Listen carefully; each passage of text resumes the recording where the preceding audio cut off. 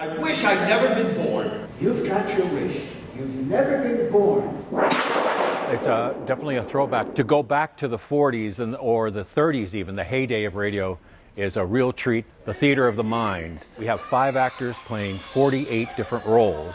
But this is what they used to do in the old days. I got 5 of the old-man Connor's taking over the bank. She'll pay you 50 cents on every dollar. It's an audio thing. You have to use your imagination, but we kind of fill in the gaps with, the background. So we give a little bit of a visual clue, but a lot of this really rests on the voice and the interpretation of the script. Keep your hands off me.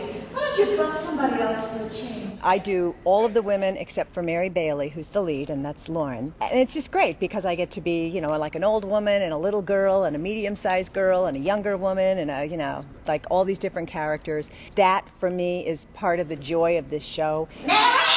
Who's out there with you? It's George Bailey, Mother. George Bailey? What does he want? I don't know.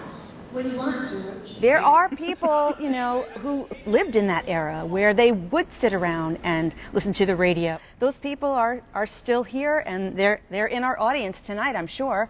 And this is bringing back some wonderful memories for them. Mr. Geller, what? Mr. Geller, that bottle you used, you put something wrong in those capsules. Who do you think you're talking to? I've done plays and musicals, never done a radio show where we had to recreate for the audience this sense of newness, this sense of live audience in front of a radio show. First time. It was great experience. Where are kids? What?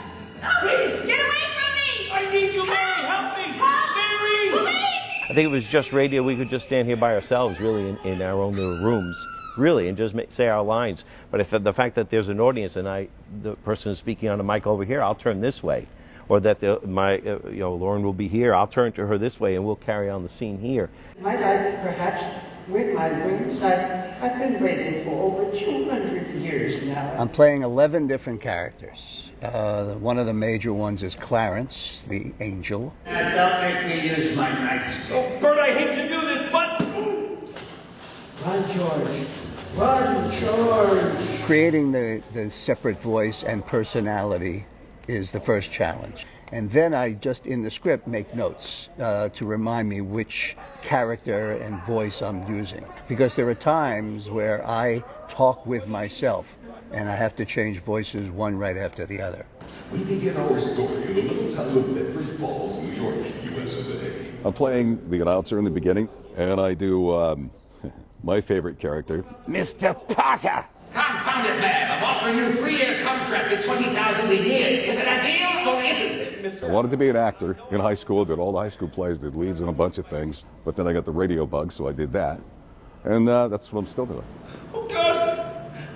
Please, let me live again! Last time we had 900 people here, and you could hear the sniffles and the whimpers. But that's a credit to our George Bailey and his girlfriend, Mary, because they nail it. Look, Daddy. Teacher says every time a bell rings, an angel gets his wings. That's right. Attaboy, Clarence.